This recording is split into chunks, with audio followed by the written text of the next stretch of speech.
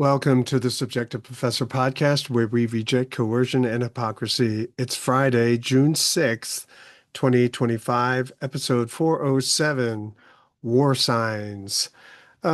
So basically, a lot of things are happening in the news, and yet nothing really is specific. Like it's been ongoing. So where do you take your choice? What do you want to talk about?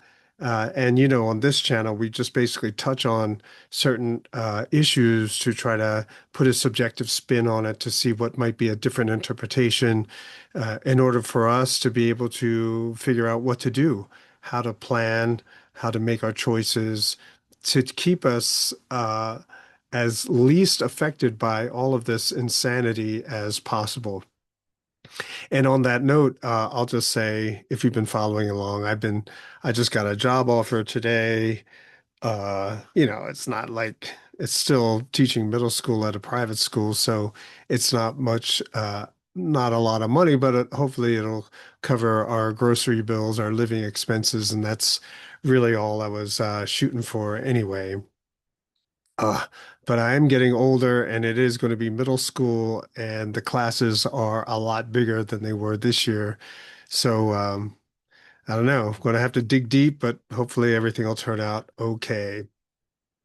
Today is also the 80th anniversary of D-Day, the invasion of Fortress Europa in World War II, the Allied landings in Normandy. I grew up reading all these books about war, and I really got into it, as I think a lot of young boys do. The stories of heroism, sacrifice, honor, integrity, all of that stuff really, really appealed to me. The courage, especially the integrity, loyalty. But as I got older, I started hearing other stories that ran against the reasons for war in the first place, right? So, not to take away anything from the soldiers who were basically drafted, forced to sign up, told lies to believe that they were doing something completely righteous. And basically it's a broad perspective analysis, right? So maybe at the time one might make a good argument to go to war against someone like a Hitler, but if you gotta you should have to ask, or you should ask, well, where did Hitler come from? And that's where you get into the Treaty of Versailles, and then you get into Woodrow Wilson and World War One, and then you go backwards, go back, moving forward, and you see FDR doing all these things with Churchill, and then everything becomes different. Then you begin to realize that maybe instead of uh, you know remembering D-Day by talking about how many people gave their lives, we should remember D-Day by doing that and going after the people who lied us into war, the people who promoted the war for financial gain, the military-industrial complex. And that segment of the population has only gotten bigger and bigger and bigger. And so if we were to, yeah, remember the dead, remember the people who made all of these heroic sacrifices, but for a lie, and going after them and basically having discussions on what they did and said to trick the American people into believing that entering these wars was a great idea, that would be awesome. It would also teach the American people to recognize the signs that start to appear, which give you notice that something is up, that something not cool is about to happen. And so I just wanted to talk about a couple of those signs, which may seem to someone who's not into this kind of thinking and this mindset who doesn't have the background. In other words, basically, if I were to just give this lecture at a university setting, guaranteed I will have students very, very upset because their families were very much have a rich military history. Um, but I'm again, it's not uh, against those soldiers, especially the soldiers who had to lose their life in this kind of situation, but rather the foreign policy, the people who sent them there, who never uh, even thought that they themselves would have to fight on the front lines, right? So those people are the people who I'm targeting, who I want to talk about. So what are some of the signs? Well, if you watched, I think I've talked about the Mises Institute's uh, video where they talked about 100 years of pro-war propaganda and the effect that it had on America, American history, America's understanding of itself, and how it has led to endless wars, continuous wars. Um, especially uh, being able to see fiasco after military adventurism, only to do it all over again, right? So 20 years in Afghanistan, and for it to end catastrophically, only to say, yeah, but we can do Ukraine, and it's just so insane. And then for Ukraine to go so badly, and then for the American people to say, oh, yeah, but yeah, we can support Israel. And then again, Yemen, and then talking about Iran, Russia, China, this is just, it's, madness, really. Also, an interesting podcast episode to listen to would be Pentagon Lies in Real Time, given by, let me see if I still have it up here, Karen Kowalski. Karen Kwiatkowski. And this is also Mises Media. You can check it out. It's very short, very shocking too, because she used to work for the DoD and she saw things that didn't add up. And she basically now regularly appears on Judge Napolitano's podcast. And basically what we're hearing is a bunch of lies, cherry-picked information to get people really, really upset so that they will agree and go along with this idea of war. So those two episodes in particular, we've been lied into war. These wars, which seem to happen all of a sudden, were in the works, have been planned way ahead of time. And so then the US government or the military or the CIA, whoever, goes about the business of antagonizing countries and foreign governments to get them to react in such a way to justify uh, going to war against those countries, right? It's a justification for the Pentagon, right? A story that they can tell the rest of us to justify going and basically killing tens of thousands, if not hundreds of thousands of people in something that really did not need to happen. So the attacks against Russia using Western technology, Western intelligence, Western weapons paid for and supplied by the West. I mean, and when we say the West, it basically is the United States, right? So all of that is to go to prod, to poke Russia and Putin, calling him names. I mean, think about, the taunting of a bully, right? Calling you names, getting you to take the first punch, right? That way you can say, "Hey, they are the one, they started it, right? I was just talking, and then all of a sudden they took a swing at me." But yeah, but you were calling them names like crazy and stupid and Hitler and all this other kind of stuff, right? And so when they try to retaliate, you say, "Oh no, they hit first."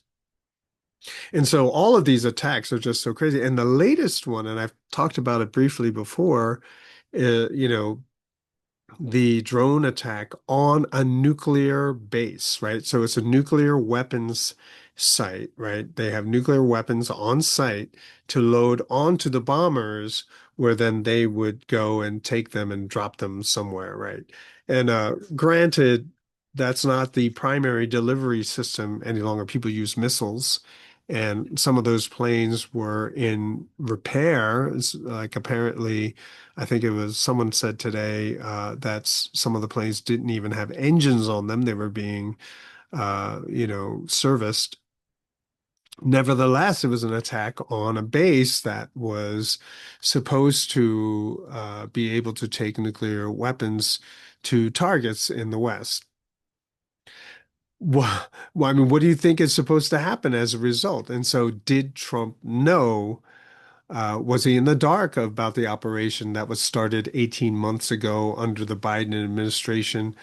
But see, here's the thing. It was started during the Biden administration, and then it came to fruition during the Trump administration. So one might argue, well, he didn't know, but someone had to have known. And how many other operations are there that were started during the Biden administration that is just waiting to be triggered, to be greenlit, And then you got Lindsey Graham in Ukraine.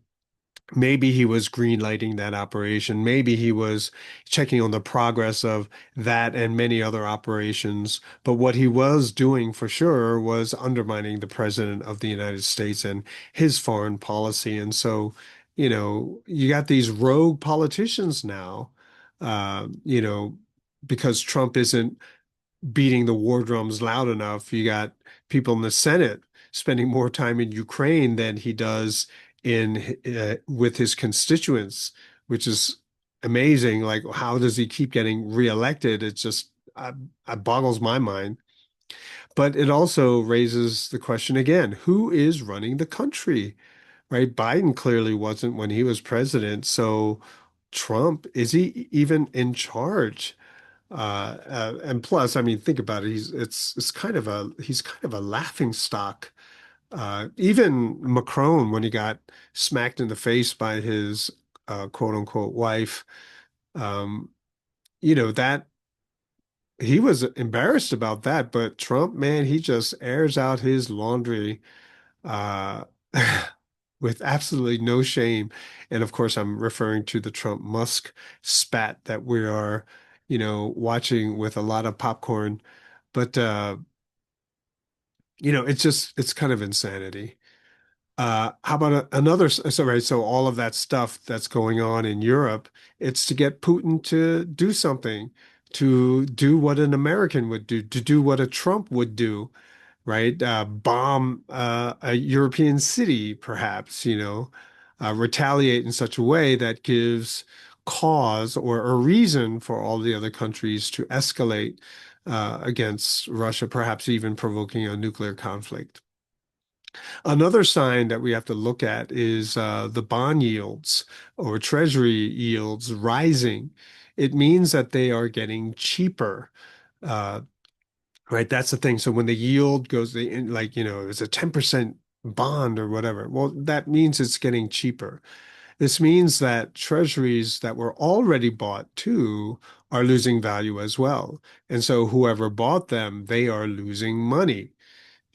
And which means that a lot of institutions right now are insolvent. Those institutions that were required by law to buy those super, super safe, you know, treasuries, savings vehicles, right? That they're completely reliable. And so you must buy a lot of them, right? Because you are providing a very important service. And so you must be financed with these awesome treasuries. Well, a lot of these insurance companies, a lot of these hedge funds, a lot of these banks are underwater now. We all mentioned, I think I mentioned before that U.S. Treasuries lost their AAA rating. Some European banks are now calling treasuries junk bonds, right? And when it's a junk bond, that means that the yield should at least be well over 10% for you even to think about buying them. But Trump is trying to get the interest rate lowered. This is a bad sign. And Monaco 64, he was a bond trader for a long time, and he'll say that the most important market in the world is the U.S. Treasury market. and it's in trouble. Another sign of war is the silver price. It went over $36 today. It closed, let me check real quick. It closed, um, oh, wow, the ask price, not the, yeah, closed over 36. And the high today was 36.39. I thought so. But that's crazy, right? And so some people have said it's a breach of a 13-year high. Some say that once it makes it over 35, closes over 35, it will easily go to 50. That's what some people say. I mean, some people also, same people say it might go back to 30 before it goes back to 50, but it eventually is going to get there. Some people say guaranteed it'll be there by it'll be up around 40 by the end of the year. At 6 months from now, which is only $4 away, so it seems kind of easily attainable.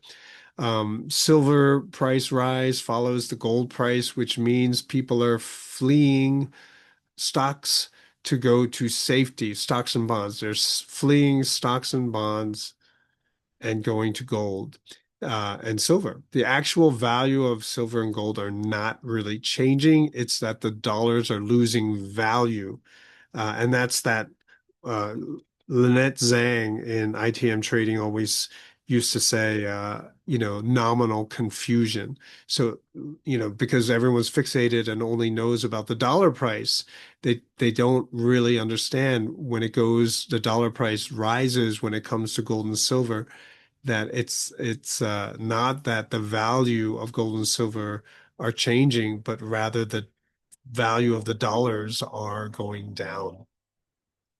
Sorry, I have all my windows open. It's a very, very warm night when the house I'm living in, the windows are going to get swapped out next week, and so I can't put air conditioners in. So it's very, very warm, and so you'll hear all kinds of traffic outside.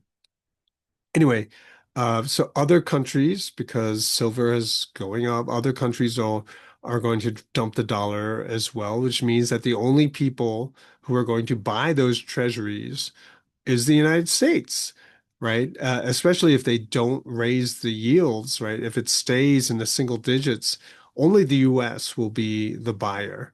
Vince Lancy says that he can see stable coins like Tether uh, being used as a bailout mechanism for US treasuries, right? Which I don't know. I'm not really into crypto. I could understand on one level what he's talking about, but doesn't it make it a marriage made in hell? I don't know. That's kind of what I'm thinking.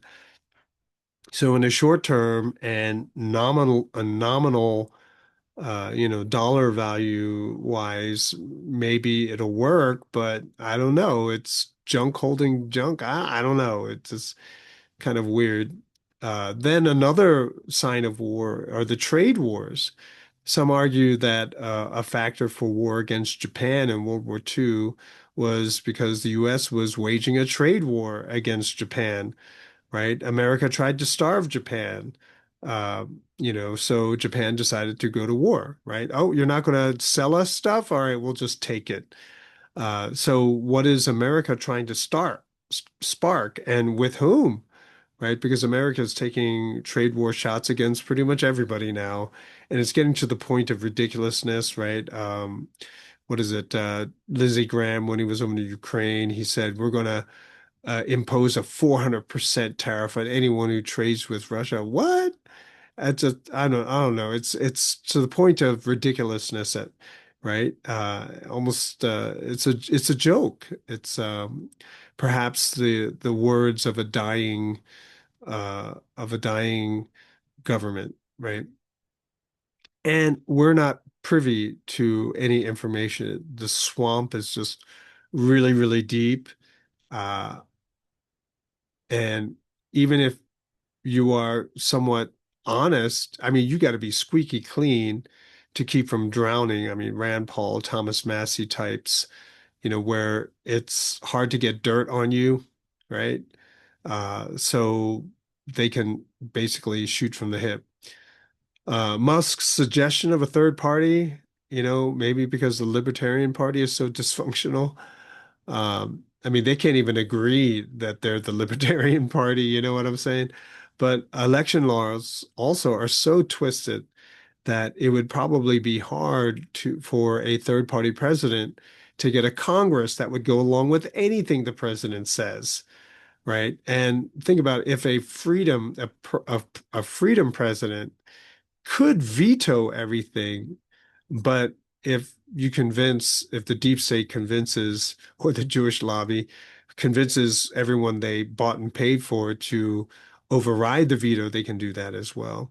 Besides, Biden and Trump showed to us that it doesn't matter who the president is, the deep state will do what the deep state does, carry out attacks, start wars, do all these covert missions, right? Maybe what started as an exercise in plausible deniability for the president has basically become policy, right? Oh, we don't tell him so he can say he didn't know. Yeah, we don't tell him because so he can really say he didn't know. He doesn't have to lie about it. Or, and this is my closing statement today, or is it all a distraction from the development of Palantir, right? The super surveillance program, right? That's being put into action. I don't know, who knows? What it does mean is that all of us have to try to live on the up and up. We have to try to keep our nose clean, literally and figuratively. We have to also try to prepare for any scenario. That might mean, stocking up on food.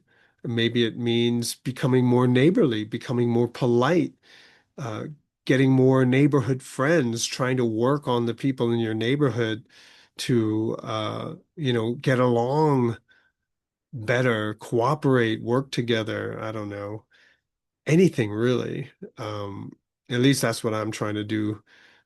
So the school year has just ended. It's just down the street, and the school that just hired me is a little bit further down the street, right? A couple miles away, but nevertheless in the same area. And I'm just hoping, to, working the local area to try to, I don't know, even just reach a couple of people so that if something really does go sideways, that there will at least be one person with whom we can share information and try to figure out what to do and move forward. But that's it for this episode. There's signs all over the place. Sun Tzu, in his Art of War, he said, recognize the signs. Don't be looking at the ground. Don't be looking at your feet all the time. Take a look around, see what the signs are telling you. And all the signs indicate danger. Well, that's it. I hope you have a fantastic weekend, and I will talk to you next time.